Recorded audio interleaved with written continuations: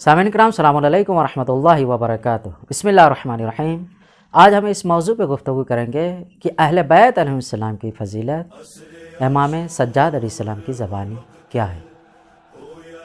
اب تمامی حضرات اس واقعے سے اور اس بات سے باخبر ہیں، امام سجاد علیہ السلام کی ذات والا کو اور اہل حرم کو اسیر بنا کر کربلا سے کوفہ سے شام لے جایا گیا تھا اور شام کے زندان میں قیدی بنا کر رکھا گیا تھا۔ مگر جیسے یہ قافلہ شام پہنچا تھا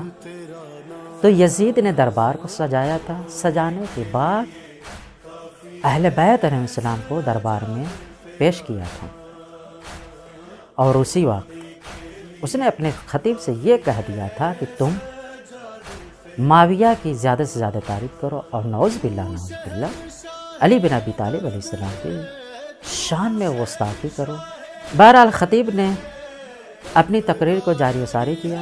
اور تقریر کے درمیان نعوذ باللہ مذمت کرتا رہا، یہاں تک کہ امام سجاد علیہ السلام کی ذات والا نے اس کو مخاطب کیا کچھ اس طریقے سے کہ ویلک ایھا الخاطب، واہ تم پر اے خطیب، اس طریقے سے مخاطب کیا۔ اور اس کے بعد یزید سے اجازت لینے کے بعد منبر پہ گئے اور ایک فصیح و بلیغ خطبہ ارشاد فرمایا، اور اس خطبے میں یہ ارشاد فرمایا کہ ایھا الناس، اے لوگوں، اوتینا ستا وفضلنا بسبع، کہ ہمیں 6 چیزیں عطا کی گئی ہے اور 7 چیزوں کے ذریعے سے دوسروں کے اوپر فضیلت بخشی گئی ہے۔ اوتینا العلم، ہمیں علم عطا کیا گیا ہے، والحلم، اور بردباری عطا کی گئی ہے، والسماح، اور عفو درگزشت ہمیں عطا کیا گیا ہے، والفصاحت، فصاحت و بلاغت ہمیں عطا کیا گیا ہے، والشجاعت، اور شجاعت و بہادری ہمیں عطا کی گئی ہے، والمحبت فی قلوب المؤمنین، اور ہماری محبت مومنین کے دلوں میں جو رکھ دی گئی ہے اسے عطا کیا گیا ہے۔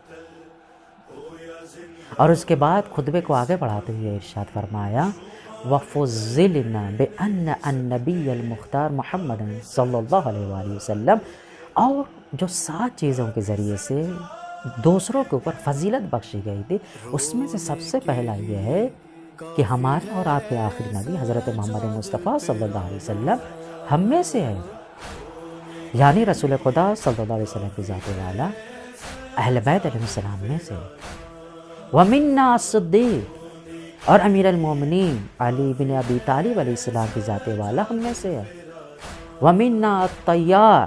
اور جناب جعفر طیار کے جن کے دونوں بازو قلم ہو جانے کے بعد خداوند متعال نے انہیں بالوں پر عطا کیا کہ جس کے ذریعے سے وہ جنت میں پرواز کر رہے، وہ ہم میں سے ہیں۔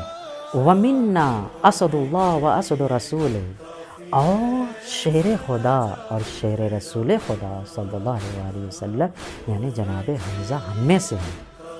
وَمِنَّا سیدۃ نساء العالمین فاطمۃ البتول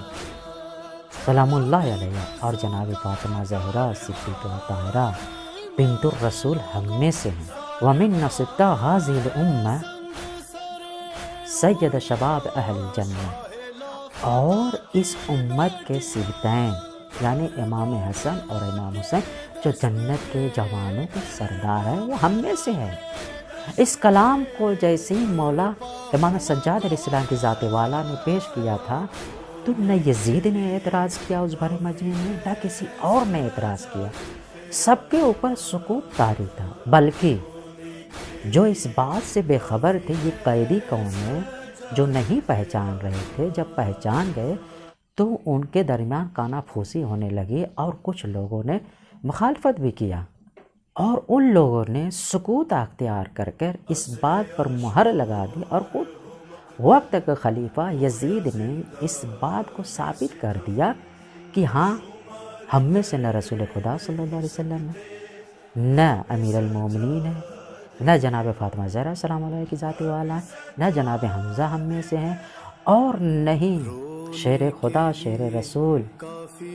اور امام حسن و امام حسین ہم میں سے ہیں۔ یہاں تک کہ